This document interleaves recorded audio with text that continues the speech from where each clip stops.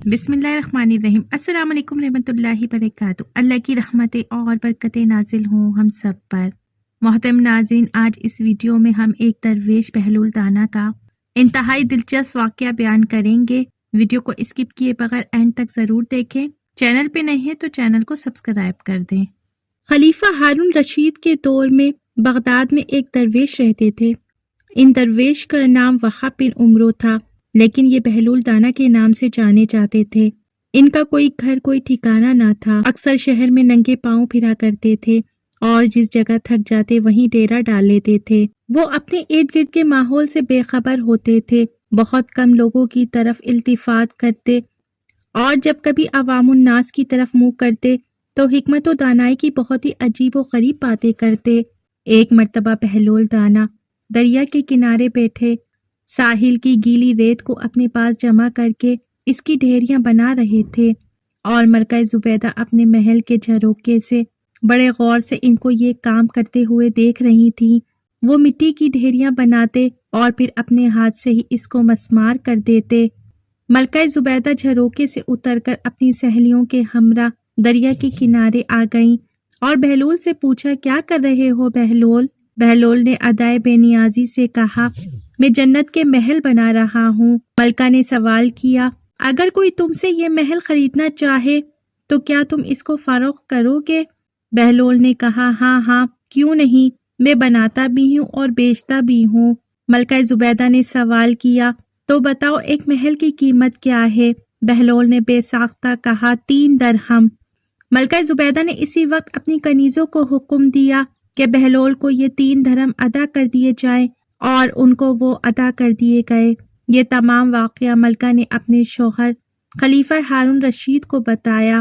خلیفہ نے اس واقعے کو مذاق میں ٹال دیا۔ رات کو جب ہارون رشید سوئے تو انہوں نے خواب میں جنت کے مناظر دیکھے، آبشاریں دیکھی، مرغزاریں اور پھل پھول وغیرہ دیکھے۔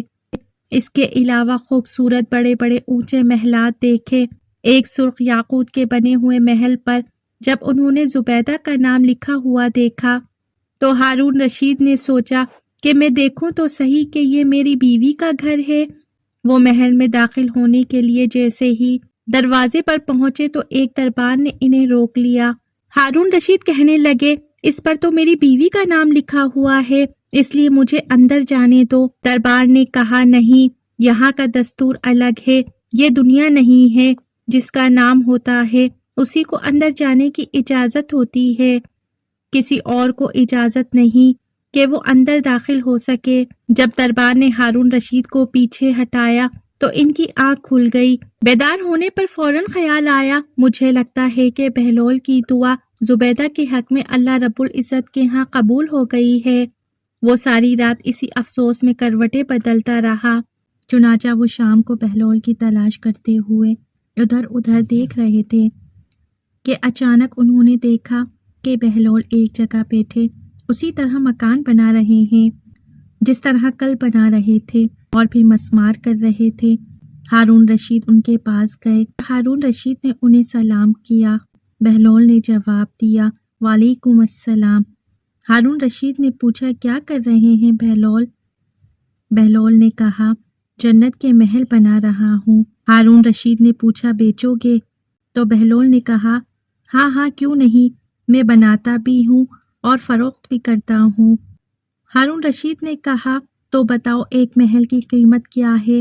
بہلول نے بے ساختہ کہا، تیری پوری سلطنت۔ ہارون رشید نے کہا، اتنی قیمت تو میں نہیں دے سکتا، کل تو آپ 3 درہم کے بدلے محل دے رہے تھے اور آج پوری سلطنت مانگ رہے ہو۔ بہلول دانا نے کہا، خلیفہ، کل بن دیکھے معاملہ تھا اور آج تم محل دیکھ کر آئے ہو۔ خلیفہ یہ سن کر گھٹنوں کے بل بہلول دانا کے سامنے مایوس ہو کر بیٹھ گیا اور کہا، حضرت آپ مجھ سے میری ساری سلطنت لے لیں اور مجھے ایک محل دے دیں۔ جب بہلول دانا نے خلیفہ کی عاجزی دیکھی تو کہا کہ میں تمہاری اس سلطنت کا کیا کروں گا؟ اس دنیا کی محبت تو بہت سے گناہوں کی جڑ ہے، جاؤ اپنی سلطنت اپنے پاس رکھو، اس محل کو بھی تمہارے لیے 3 درہم میں فروخت کرتا ہوں۔ اس کے بعد بہلول دانا غائب ہو گئے۔ ہارون رشید نے انہیں بہت ڈھونڈا لیکن وہ نہ ملے۔ ہارون رشید کی دلی تمنا تھی کہ حضرت بہلول تانا ان سے ملاقات کریں، لیکن آپ کبھی بھی ان کے دربار میں تشریف نہ لائے۔ ایک دن یوں ہوا کہ ہارون رشید اپنے محل کی چھت پر بیٹھا ہوا تھا کہ اس نے حضرت بہلول تانا کو شاہی محل کے قریب سے گزرتے ہوئے دیکھا۔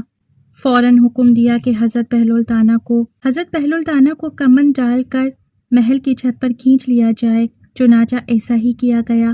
جب آپ ہارون رشید کے سامنے پہنچے تو اس نے پوچھا، یہ فرمائیے کہ آپ اللہ تک کیسے پہنچے؟ آپ نے فرمایا، جس طرح آپ تک پہنچا۔